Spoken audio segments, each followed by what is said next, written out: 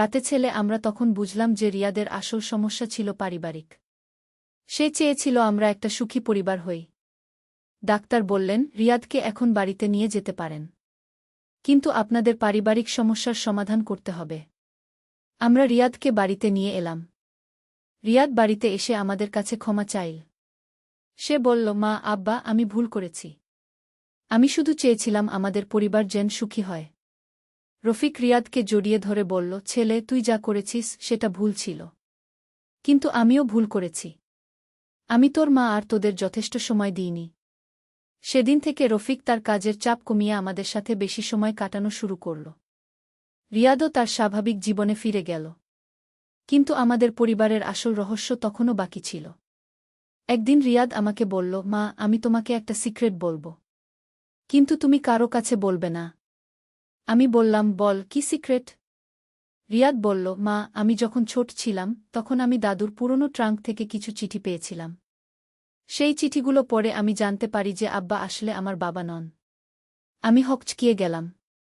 আমি বললাম, কি বলছিস তুই? কি ধরনের চিঠি? রিয়াদ বলল, মা, দাদু একটা চিঠিতে লিখেছিল যে তুমি বিয়ের আগেই আমার সাথে প্রেগন্যান্ট হয়েছিলে।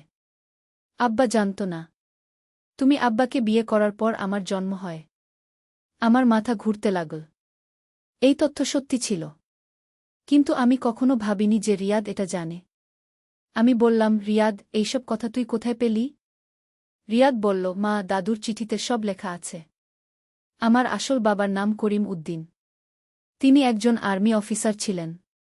যুদ্ধে মারা গেছেন। আমি বুঝলাম যে রিয়াদ সত্যি জানে। আমার শ্বশুর মারা যাওয়ার আগে তিনি আমার সম্পর্কে সব জানতেন। হয়তো তিনি কোথাও লিখে রেখেছিলেন। আমি রিয়াদকে বললাম, হ্যাঁ, এটা সত্যি। করিম তোর আসল বাবা। কিন্তু রফিক তোকে নিজের ছেলের মতো ভালোবেসেছে। রিয়াদ বলল, মা, আমি জানি আব্বা আমাকে ভালোবাসে। কিন্তু আমি আমার আসল বাবার সম্পর্কে জানতে চাই। আমি রিয়াদকে তার আসল বাবার সম্পর্কে যা জানতাম সব বললাম। করিম ছিল একজন সাহসী সৈনিক। মুক্তিযুদ্ধে অংশ নিয়েছিল। আমার সাথে তার প্রেম হয়েছিল। কিন্তু যুদ্ধে যাওয়ার পর সে আর ফিরে আসেনি। রিয়াদ বলল, মা, আমি গর্বিত যে আমার বাবা একজন মুক্তিযোদ্ধা ছিল। কিন্তু আমি আব্বাকেও ভালোবাসি। তিনি আমার প্রকৃত বাবা। আমি রিয়াদকে জড়িয়ে ধরে কাঁদলাম। আমি বললাম, তুই একটা ভালো ছেলে, রিয়াদ। তোর দুই বাবাই তোকে ভালোবাসত। রিয়াদ বলল, মা, আমি এই সিক্রেট কারো কাছে বলবো না। এটা আমাদের মধ্যেই থাকবে। কিন্তু রিয়াদের এই সিক্রেট জানার পর আমার মনে আরেকটা প্রশ্ন জাগল। রিয়াদ যদি এইসব জানত তাহলে সে কেন আমার প্রতি এমন আচরণ করেছিল? আমি রিয়াদকে জিজ্ঞেস করলাম, রিয়াদ, তুই যদি জানতিস যে রফিক তোর আসল বাবা নয়, তাহলে তুই কেন তার উপর রাগ করেছিলিস? রিয়াদ বলল, মা, আমি রাগ করিনি যে তিনি আমার আসল বাবা নন। আমি রাগ করেছিলাম কারণ তিনি তোমার যত্ন নিচ্ছিলেন না। আমি মনে করতাম তুমি অসুখী। আমি বুঝলাম যে রিয়াদ সত্যিই আমার জন্য চিন্তিত ছিল। সে দেখেছিল যে আমি সারাদিন একা থাকি। রফিক কাজে ব্যস্ত থাকে। আমি বললাম, রিয়াদ, আমি অসুখী নই। আমি তোর আব্বাকে ভালোবাসি। আমাদের পরিবার সুখী। রিয়াদ বলল, মা, আমি এখন বুঝতে পারি। আমি ভুল করেছিলাম। এর কয়েকদিন পর আরেকটা ঘটনা ঘটল। রিয়াদের মামা সিলেট থেকে এলেন। তিনি আমাদের বললেন যে রিয়াদ সিলেটে থাকার সময় তিনি রিয়াদের সাথে অনেক কথা বলেছেন। মামা বললেন, রিয়াদ আমাকে বলেছিল যে সে তার মায়ের জন্য চিন্তিত। সে মনে করত যে মোনালিসা অসুখী। মামা আরও বললেন, রিয়াদ বলেছিল যে সে শুধু চেয়েছিল তার বাবা-মা বেশি সময় একসাথে কাটাক। আমরা বুঝলাম যে রিয়াদের সব আচরণের পেছনে ছিল তার পরিবারের প্রতি ভালোবাসা। সে ভুল পথে গেছিল কিন্তু তার উদ্দেশ্য ভালো ছিল। এরপর আমাদের পরিবারে নতুন একটা ঘটনা ঘটল। তানিয়া একদিন এসে বলল, মা, আমি রিয়াদ ভাইয়ের মতো কলেজে পড়তে চাই। আমি বললাম, তুই তো এখনও 15 বছর বয়সী। আরেক বছর পর তুই কলেজে যাবি। তানিয়া বলল, মা, আমি পড়াশোনায় ভালো। আমি 1 বছর আগেই কলেজে ভর্তি হতে পারব। আমি রফিকের সাথে কথা বলে সিদ্ধান্ত নিলাম যে তানিয়াকে কলেজে ভর্তি করিয়ে দেব। তানিয়া কলেজে ভর্তি হওয়ার পর সে নতুন বন্ধুদের সাথে মিশতে শুরু করল। সে বাড়িতে কম সময় কাটাত। একদিন তানিয়া বাড়িতে এসে বলল, মা, আমার একজন বয়ফ্রেন্ড হয়েছে। আমি অবাক হয়ে বললাম, কি বলছিস তুই? তোর বয়স মাত্র 15 বছর। তানিয়া বলল, মা আমি 15 বছর বয়সী, কিন্তু আমি ম্যাচিউর। আমি ভালোবাসার মানে বুঝি। আমি বললাম, তানিয়া তুই এখনো ছোট। তোর পড়াশোনায় মন দেওয়া উচিত। তানিয়া বলল, মা আমি পড়াশোনাও করব আর ভালোবাসাও করব। দুটোই সম্ভব। রফিক তানিয়ার কথা শুনে রেগে গেল। বলল, তুই কি বলছিস? তোর বয়স কত আর তুই বয়ফ্রেন্ডের কথা বলছিস? তানিয়া বলল, আব্বা আপনি তো মায়ের সাথে প্রেম করেই বিয়ে করেছেন। আমিও তাই করব। আমি বললাম, তানিয়া আমি আর তোর আব্বা বিয়ের বয়সে প্রেম করেছিলাম। তোর এখনও বিয়ের বয়স হয়নি। তানিয়া বলল, মা আমি এখনই বিয়ে করব না। কিন্তু আমি প্রেম করতে পারি। আমরা বুঝলাম যে তানিয়া বড় হয়ে গেছে। সে তার নিজের সিদ্ধান্ত নিতে চায়। কিন্তু আমাদের চিন্তা ছিল তানিয়ার পড়াশোনা নিয়ে।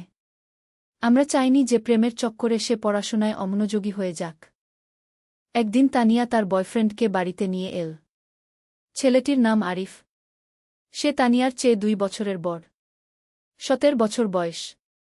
আরিফ আমাদের সাথে খুব ভদ্রভাবে কথা বলল। সে বলল, আন্টি আঙ্কেল আমি তানিয়াকে ভালোবাসি।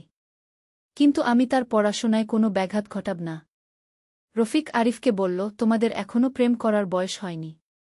তোমরা পড়াশোনায় মন দাও। আরিফ বলল, আঙ্কেল আমরা কোনো খারাপ কাজ করি না। আমরা শুধু একসাথে সময় কাটাই। একে অপরকে সাহায্য করি। আমি দেখলাম যে আরিফ একটা ভালো ছেলে। সে তানিয়াকে সত্যিই ভালোবাসে। আমি রফিককে বললাম, আমাদের তানিয়ার উপর আস্থা রাখা উচিত। সে একটা বুদ্ধিমান মেয়ে। রফিক প্রথমে রাজি হল না। কিন্তু পরে সে বুঝল যে তানিয়াকে বারণ করলে সে হয়তো আরও জেদ করবে। আমরা সিদ্ধান্ত নিলাম যে তানিয়া আর আরিফের সম্পর্ককে মেনে নেব। কিন্তু তাদের পড়াশোনার ক্ষেত্রে কোনো ব্যাঘাত ঘটলে আমরা তাদের বারণ করব। তানিয়া আর আরিফ দুজনেই পড়াশোনায় ভালো করতে লাগল। তারা একে অপরকে সাহায্য করত। তাদের রেজাল্ট আরও ভালো হয়ে গেল। আমি বুঝলাম যে প্রেম মানুষকে খারাপ করে না, ভালো করে। তানিয়া আরও দায়িত্বশীল হয়ে গেল। এর মধ্যে সাবিহাও বড় হতে লাগল। সে এখন 10 বছর বয়সী। সে খুব চঞ্চল আর বুদ্ধিমান। একদিন সাবিহা আমাকে জিজ্ঞেস করল, মা রিয়াদ ভাইয়ের আর তানিয়া আপার কেন এত বড় বয়সের পার্থক্য? আমি বললাম, কেন কি হয়েছে? সাবিহা বলল, রিয়াদ ভাই 21 বছর বয়সী, তানিয়া আপা 15 বছর। তাহলে তাদের মধ্যে 6 বছরের পার্থক্য। কিন্তু আমার সাথে তানিয়া আপার 5 বছরের পার্থক্য। আমি বুঝতে পারলাম না সাবিহা কি বলতে চাইছে। আমি বললাম, এতে কি সমস্যা? সাবিহা বলল, মা আমি গণিত করে দেখেছি। রিয়াদ ভাই যখন জন্মেছে তুমি 18 বছর বয়সী ছিলে। তানিয়া আপা যখন জন্মেছে তুমি 24 বছর বয়সী ছিলে। আর আমি যখন জন্মেছি তুমি 29 বছর বয়সী ছিলে। আমি অবাক হয়ে গেলাম। সাবিহা মাত্র 10 বছর বয়সী, কিন্তু সে এত কঠিন হিসাব করতে পারে। সাবিহা বলল, মা তুমি আর আব্বা কেন এত দেরি করে আমাকে জন্ম দিয়েছ? আমি কি চেয়েছিলাম না? আমি হেসে বললাম, সাবিহা তুই আমাদের অনেক আকাঙ্ক্ষিত ছিলি। আমরা শুধু সঠিক সময়ের জন্য অপেক্ষা করেছিলাম। সাবিহা বলল, মা আমি আরও ছোট ভাইবোন চাই। তুমি আর আব্বা আরেকটা বাচ্চা নাও। আমি আর রফিক দুজনেই হেসে ফেললাম। রফিক বলল, সাবিহা তুই তো এখনই আমাদের হাতের বাইরে। আরেকটা বাচ্চা নিলে আমরা পারব না। সাবিহা বলল, আব্বা আমি সব বাচ্চার দেখাশোনা করব। তুমি চিন্তা করো না। আমাদের পরিবার এইভাবে ধীরে ধীরে স্থিতিশীল হয়ে উঠল। রিয়াদ তার ভুল বুঝতে পেরে সবার সাথে স্বাভাবিক আচরণ করতে লাগল। তানিয়া তার প্রেম আর পড়াশোনা দুটোই সামলাতে লাগল। সাবিহা আমাদের সবাইকে খুশি রাখার চেষ্টা করতে লাগল। কিন্তু আমাদের পরিবারে আরেকটা রহস্য ছিল। সেটা আমি কাউকে বলিনি। এমনকি রফিককেও না। আসলে আমার আরেকটা সন্তান ছিল। রিয়াদের জন্মের আগে আমার একটা সন্তান মারা গিয়েছিল। সে ছিল আমার প্রথম সন্তান। তার নাম রেখেছিলাম রাহুল। রাহুল জন্মের সময় নানা জটিলতার কারণে মারা যায়। আমি খুব কষ্ট পেয়েছিলাম। রফিক আমাকে সান্ত্বনা দিয়েছিল। বলেছিল আমরা আরেকটা বাচ্চা নেব। কিন্তু রাহুলের মৃত্যুর পর আমার মন খারাপ থাকত। আমি ভাবতাম রাহুল যদি বেঁচে থাকত তাহলে কেমন হতো। রিয়াদের জন্মের পর আমি রাহুলের কথা ভুলে যাওয়ার চেষ্টা করেছিলাম। কিন্তু মাঝে মাঝে রাহুলের কথা মনে পড়ত। একদিন আমি রিয়াদকে রাহুলের কথা বললাম। রিয়াদ বলল, মা তুমি আমাকে এতদিন কেন বলনি? আমার একটা ভাই ছিল। আমি বললাম, রিয়াদ, আমি তোকে কষ্ট দিতে চাইনি। রাহুল আমাদের ছেড়ে চলে গেছে। রিয়াদ বলল, মা, আমি রাহুল ভাইয়ের কবর দেখতে চাই। আমি রিয়াদকে নিয়ে কবরস্থানে গেলাম। রাহুলের কবরের সামনে দাঁড়িয়ে আমি কাঁদলাম।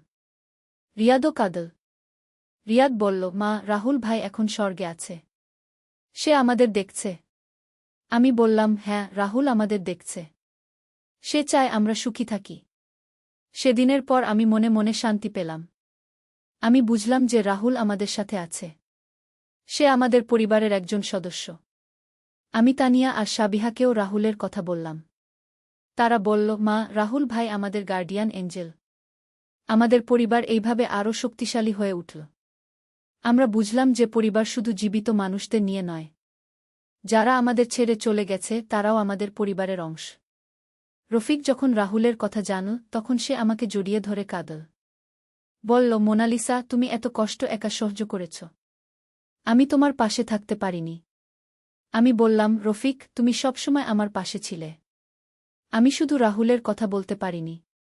রফিক বলল, এখন থেকে আমরা রাহুলকেও আমাদের পরিবারের সদস্য হিসেবে মনে রাখব। আমাদের পরিবারের গল্প এইভাবে শেষ হয় না। আমাদের জীবনে আরও অনেক ঘটনা ঘটবে। কিন্তু আমরা জানি যে আমরা একসাথে আছি।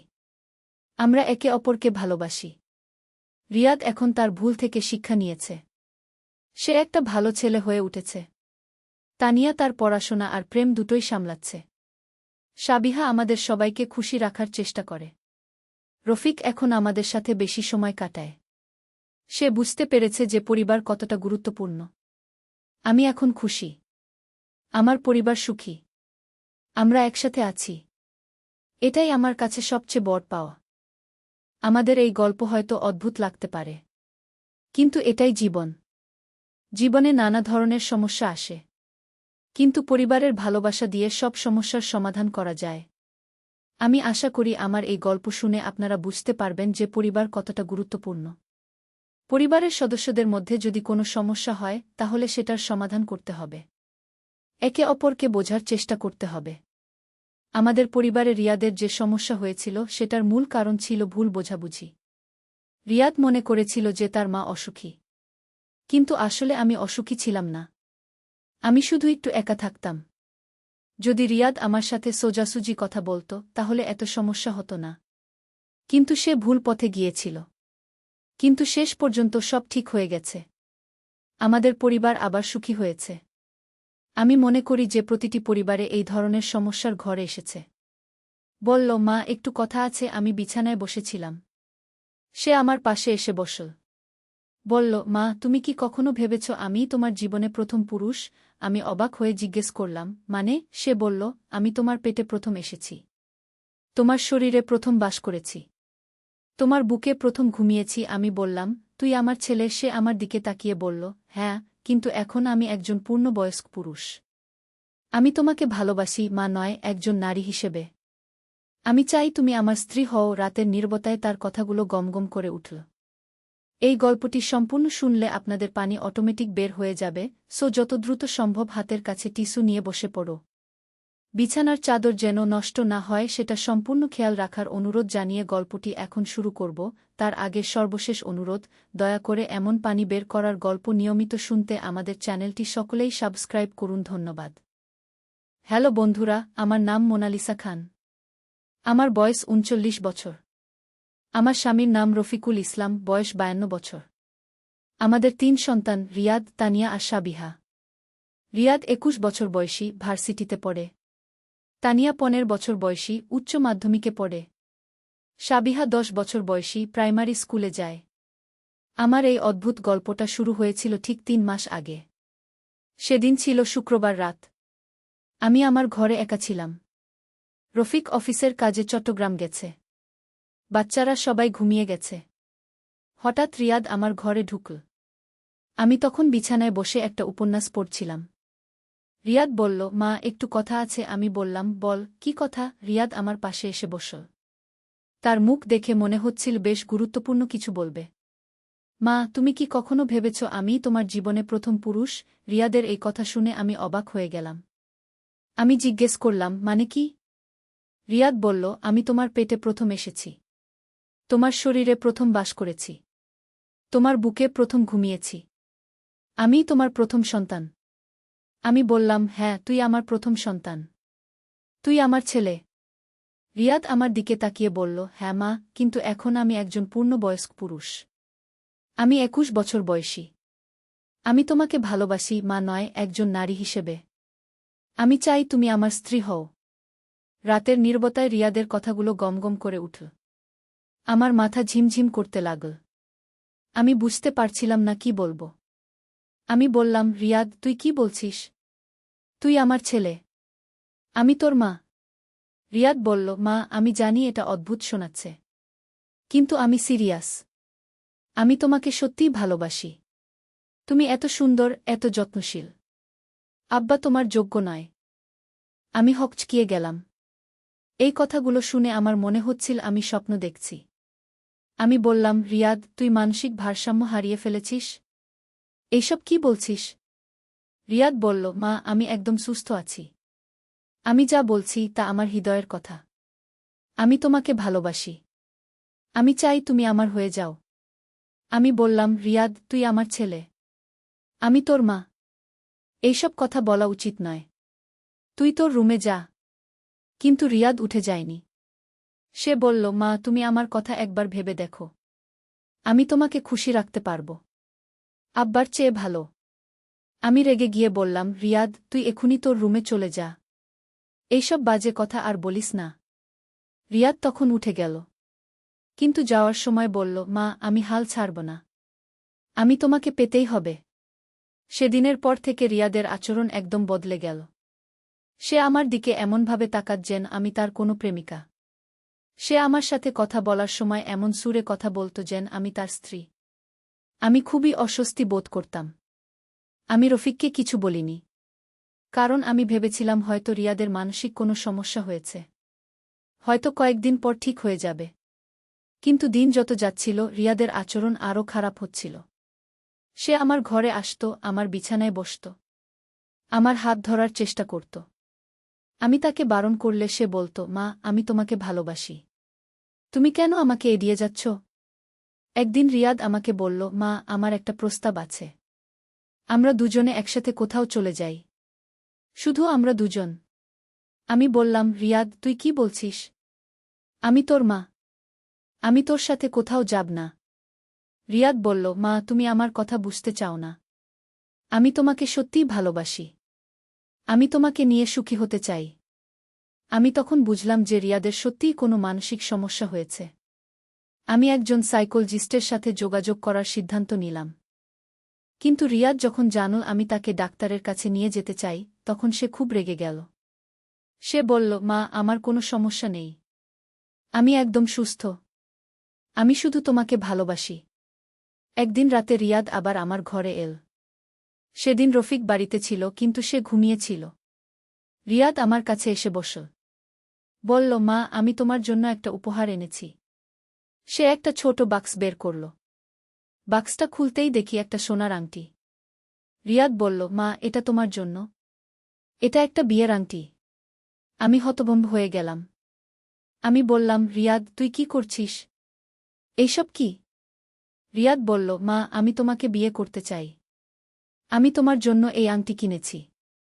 প্লিজ, তুমি আমার প্রস্তাব মেনে নাও।